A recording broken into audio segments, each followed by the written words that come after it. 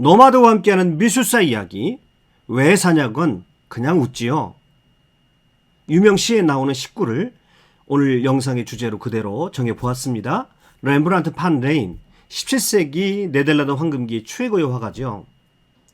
특별히 오늘은 그의 자화상을 중심으로 그가 어떠한 삶을 살았는지를 살펴보려고 하는데요. 렘브란트는 생전에 약 100여 점에 달하는 자화상을 남겼다고 합니다. 그가 63년을 살았으니까 거의 1년에 한두 점은 꼭 자화상을 그린 셈인데요. 처음에 그는 초상화를 잘 그리기 위해서 연습 삼아서 그의 얼굴을 그렸는데요. 말년에는 자기 내면을 성찰하고 죽는 순간까지 자신의 모든 고통을 뚫고 예술가로서 정진하는 그의 마음을 담기 위해서 자화상을 그리게 됩니다. 자, 그래서 그런지 그의 자화상을 연대순으로 쭉 나열해 놓고 보면 한편의 자서전이 될 정도로 그의 자화상 속에는 그의 삶의 궤적이 그대로 다 표현되어 있습니다. 렘브란트는 1606년 네덜란드 암스테르담 서쪽으로 약 50km 떨어진 레이덴에서 태어났습니다. 방앗간집 10명의 자식 중에서 8째로 태어났는데요. 아주 가난한 집안은 아니어서 어린 시절 그는 라틴어 학교에 다닐 수 있었다고 합니다. 평생의 자양분이 된 고전과 그리스어를 거기서 배웠을 것이고요. 14살이 됐을 때 레이덴 대학에 철학과를 입학을 했는데 공부에는 관심이 없었고 오직 그림에만 관심이 있었기 때문에 그림을 배우기 위해서 유명 화가의 도제로 들어가게 됩니다. 그는 젊은 시절에 2명의 선생을 만나게 되는데 2명 다 이탈리아를 유학하고 온 화가들이었습니다. 당연히 당대 그림을 그린다라고 한다면 카라바조에게서 시작된 바로크풍의 그림을 그린다는 것을 뜻하게 되는데요. 렘브란트는 카라바조풍의 그림을 배우게 되고 배우는 것뿐만 아니라 후에는 그는 바로크 회화의 완성자라고 불리울 정도로 그는 빛과 어둠을 사용하는 것에 있어서 대가가 되어집니다. 그는 19살에 그의 고향 라이덴의 방앗간의 한켠에서 친구 얀 리번스와 함께 자신만의 화실을 열게 됩니다. 그리고 그곳에서 그렸던 자화상들입니다.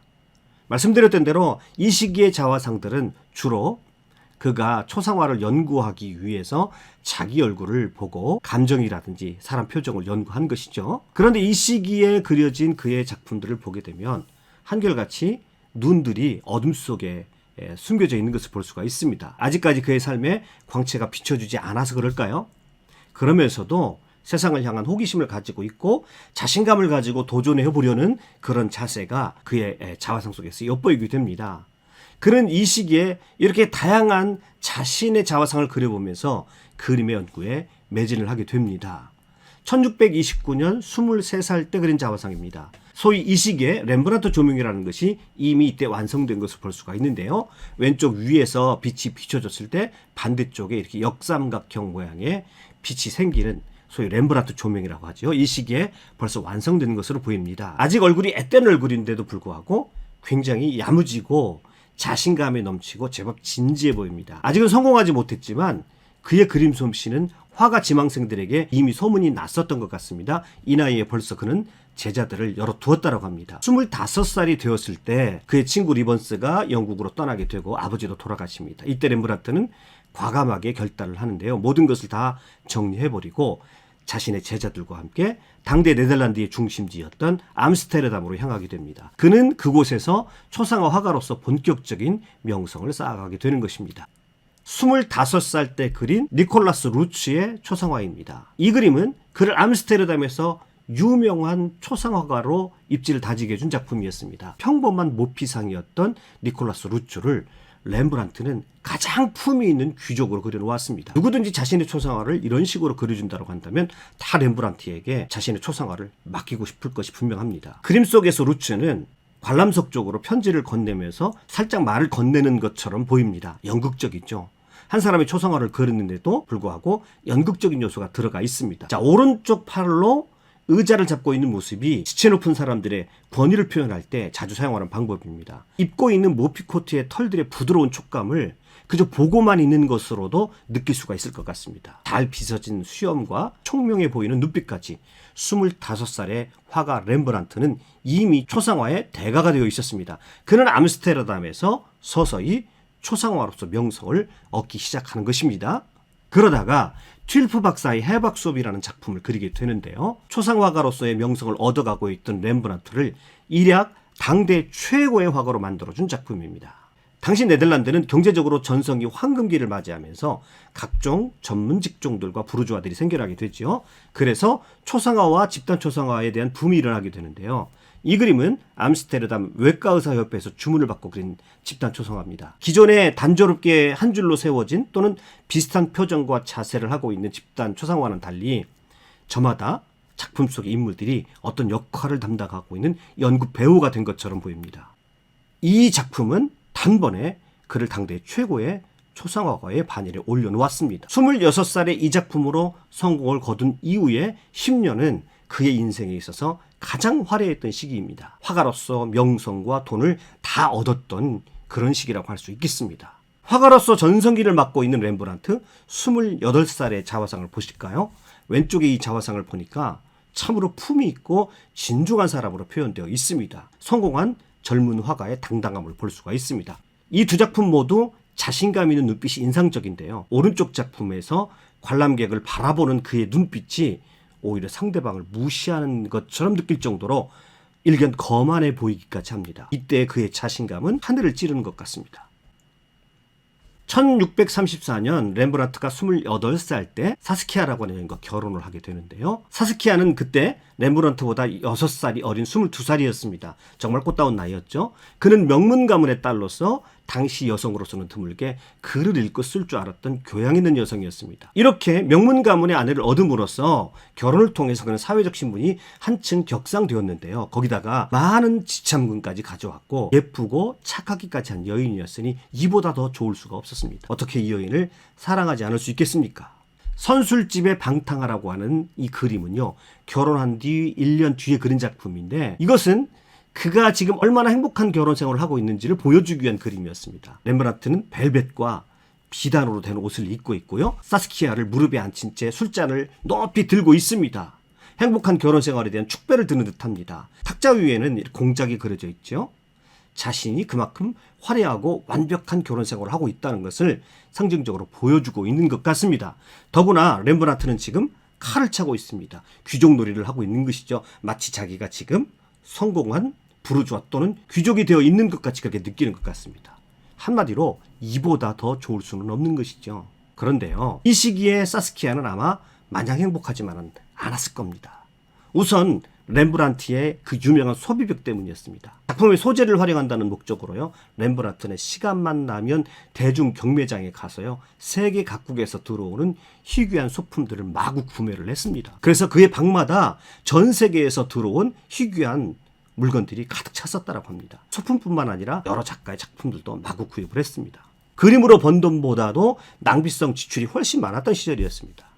남편의 이러한 소비벽뿐만 아니라 사스키아를 진짜 불행하게 하는 사건들이 연속해서 일어나게 되는데요.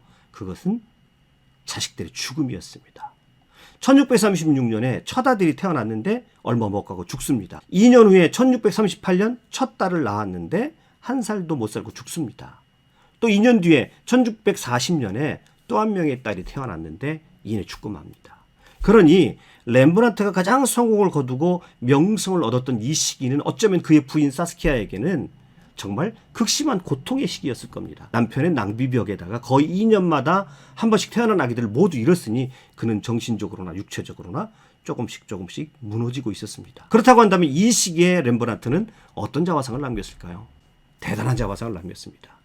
1640년 34살 때 그의 인생의 최절정기, 화가로서의 명성과 부를 다 얻었던 그 시기의 자화상입니다.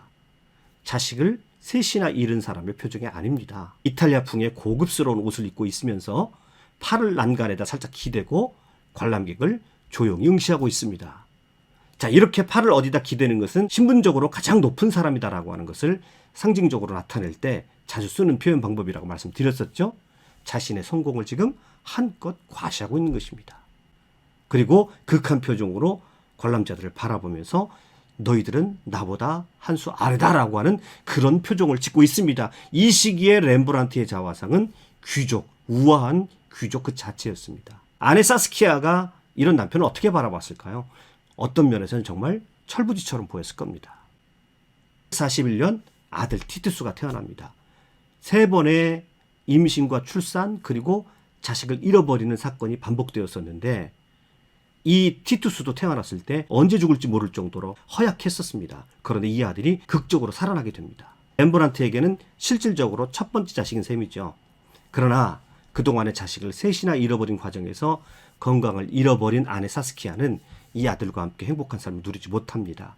1642년 30이라는 젊은 나이에 그만 세상을 떠나고 맙니다. 8년 동안의 결혼 생활이 렘브란트에게는 최고의 전성기, 최고의 행복한 기간이었을지 모르지만 아내에게는 속으로 점점점 약해지고 병들어가고 차츰 죽어가는 시간이었을 겁니다. 사스키아는 죽는 순간까지 눈을 감기가 몹시 힘들었을 겁니다. 이 낭비벽이 심한 철부지 남편에 이제 갓나라하게 갓 태어난 티투스를 남겨놓고 가려고 하니까 그는 걱정이 이만저만이 아니었을 겁니다. 그래서 아내 사스키아는 죽으면서 이렇게 유언을 남기게 되는데요. 아들 티투스를 유산상속인으로 하되 남편 렘브란트가 재혼하지 않는 조건 하에서 유산의 사용권을 허락한다. 렘브란트의 낭비벽이 얼마나 심했는지를 알 수 있는 대목입니다. 재혼을 통해서 새로운 아이를 갖고 아들 티투스를 소홀히 할 것을 염려해서 아들을 보호하려고 하는 일종의 안전장치였던 것이죠. 이 초상화는요, 지금 보시는 아들 티투스에 관한 초상화는요, 성장한 아들 티투스를 보고 렘브란트가 후에 그린 그림인데요. 뭔가 우수에 찬 슬픈 표정을 하고 있습니다. 엄마를 일찍 잃은 아들에 대한 렘브란트의 연민이 담겨져 있는 작품입니다. 사스키아가 1642년에 죽는데요. 그녀가 죽던 해에 렘브란트는 불멸의 명작 한 점을 남기게 됩니다. 흔히 야경꾼이라고 불리우는 이 작품인데요. 렘브란트를 일컬어서 카라바조에서 시작된 바로크 회화를 완성한 사람이다라고 말할 때 그 완성점에 있는 작품이 바로 이 야경꾼이라고 하는 작품이라고 할 수 있겠습니다. 세계 명화를 꼽을 때 항상 5손가락 안에 들어가는 작품입니다. 빛과 어둠의 대조협과 그리고 각각의 인물들이 가지고 있는 역동성 또는 연극성이라는 측면에서 정말로 뛰어난 작품입니다. 이제까지 잘못 알려진 것은요, 이 작품 때문에 렘브란트가 작가로서의 명성을 잃어버리게 되었다라고 그런 말들을 많이 하는데요. 최근에 이 작품과 관련돼서 나름대로 꽤 많은 돈을 받았다는 기록이 남아 있습니다. 자, 그런데 이 대작, 바로크 미술의 최절정에 올라있는 렘브란트 최고의 명작 이 작품이 완성되던 시기에 공교롭게도 그의 아내 사스키아가 죽고 그는 또 여러 가지 어려움을 당하게 됩니다. 재정적으로. 그러면서 화가로서의 명성도 천천히 잃어가기 시작을 합니다. 사랑하는 아내 사스키아가 죽고 그는 8개월 된 아들을 키우기 위해서 유모를 받아들이게 되는데요. 이 둘이 자연스럽게 가까워지게 됩니다. 그런데 이 유모의 입장에서는 렘브란트와 정식으로 결혼을 하고 싶었는데 렘브란트가 자꾸 미룹니다. 그리고 결혼도 하지 않고 두 남녀가 한 집안에 산다라고 하는 것은 당대의 종교적인 분위기 속에서 굉장히 비난받는 일이었습니다. 그렇게 어정쩡한 관계로 유지되고 있다가 이 유모가 어느 날 렘브란트를 결혼지연죄로 고소해버립니다. 요즘으로 말하자면 혼은빙자 간음죄로 고소해버린 것이죠. 그 과정에서 그는 당대의 엄격한 종교적인 분위기 속에서 비난의 대상이 되면서 명성에 금이 가기 시작합니다. 그러니까 그의 아내가 죽으면서 그는 점차 하락하게 되는 것이죠. 그것은 실질적으로 그에게 작품 주문이 감소하기 시작했다는 것을 의미하게 됩니다. 더구나 조금 이따 말씀드리겠습니다만은 이 시기에 그의 작품들은요, 대중성보다는 고집스러운 예술성을 추구하는 경향을 강하게 보이게 됩니다. 그래서 대중들에게 그는 점점점 멀어지게 되는 것입니다. 40대에 점점 명성을 잃어가고 있었던 렘브란트를 그나마 붙들어주고 지켰던 사람이 렘브란트의 세 번째 여인이자 두 번째 부인이었던 핸드리키의 스토펠스였습니다. 처음에는 집안일을 돕는 하녀였다가 렘브란트와 서로 사랑에 빠지게 됩니다. 아주 렘브란트에게 헌신적인 여인이었습니다. 이 작품에서도 보면 아주 의지가 굳고 총명하게 보이죠. 그리고 헌신적인 그런 여인임을 읽어낼 수가 있습니다. 핸드리케는 1654년 렘브란트 나이 48살에 예쁜 딸 코넬리아를 낳아주게 됩니다. 그리고 1656년에 50세의 렘브란트가 투자에 실패를 해서 끝내 파산다고 합니다. 그의 모든 것을 다 잃어버립니다. 전 재산을 다 잃어버립니다. 이때 핸드리키에는 자기 이름으로 회사를 설립하고 렘브란트를 고용한 다음에 그의 작품들을 하나씩 판매해서 빚을 갚아주기도 하고요. 그리고 아들 티투스를 정성을 다해 키워줍니다. 간단하게 말하면 집도 절도 없이 다 빈털터리가 되어버린 렘브란트를 그나마 이 여인이 지켜주고 작품 활동을 계속하도록 버팀목이 되어주었던 것입니다. 이 작품은 그가 이제 점점 화가로서의 평판을 잃어가던 53세 때의 자화상입니다. 제목이 제욱시스로 분장한 자화상입니다. 제욱시스가 누구냐 하면 고대 그리스의 전설적인 화가인데요. 그가 벽에 포도나무를 그려놨는데 새들이 날아와서 그게 진짜 포도인 줄 알고 먹으려 하다가 벽에 부딪혀 죽었다라고 할 정도로 그렇게 뛰어난 그림을 그렸다라고 합니다. 그런데 지금 이 초상화를 보면 웃고 있죠. 어느 날 제욱시스에게 노파 한 명이 찾아와가지고 자신의 초상화를 예쁘게 그려달라고 주문을 하더라는 것입니다. 제욱시스가 너무도 기가 막히게 못생긴 그 노파의 얼굴을 그리면서 웃음이 터져 나왔고요. 그 웃음을 이기지 못해서 숨이 막혀 죽었다고 합니다. 이건 고대 그리스 전설 같은 이야기인데요. 지금 53세의 렘브란트가 웃고 있습니다. 그는 자기 자신의 초상화 속에서 지금 웃고 있습니다.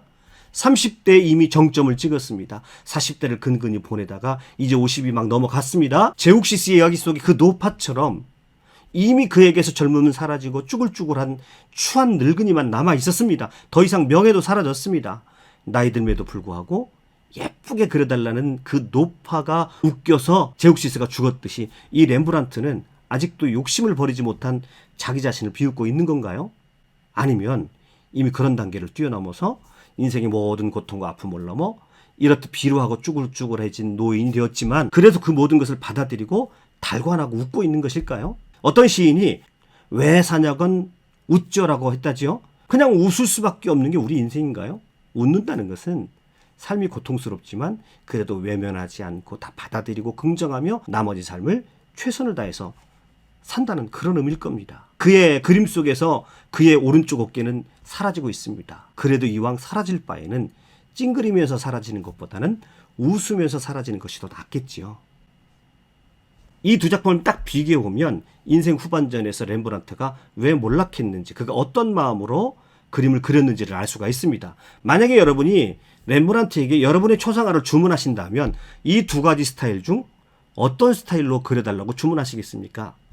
25살 때 그렸던 니콜라스 루츠의 초상화, 그로 하여금 초상화가로서 본격적으로 유명세를 떨치기 시작하게 한 바로 그 작품이죠. 그런데 웬일인지 우리의 렘브란트 선생은 나이가 드실수록 자꾸 이러한 그림을 그리는 것이 아니라 오른쪽 스타일로, 이런 자글자글 못생기고 추한 모습이지만 자신이 생각하기에는 이게 더 인간의 내면을 담고 있는 삶의 더 진실성을 드러낸다라고 생각했기 때문에 그는 나이를 먹어갈수록 이렇게 반질반질한 얼굴을 가진 인물들이 아닌 있는 그대로 삶의 애환과 삶의 고통을 다 담아내고 달관한 듯한 이런 초상화들을 주로 즐겨 그렸다라고 하는 것입니다.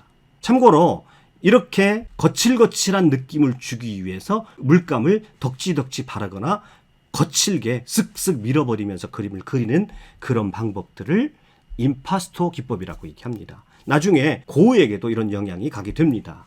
사실 젊은 시절에는 한때 사치와 과소비에 빠진 것이, 또 일종의 휴브리스 교만한 상태에 빠진 것이 그의 인생에 심각한 타격을 준 것도 사실이지만 예술에 대해서 전혀 타협하지 않았던 그의 고집 또한 만만치 않게 그의 노년을 힘들게 한 것도 사실인 것입니다. 그는 절대 나이를 먹어가면서 예술에 관한 한은 타협하지를 않았던 것 같습니다.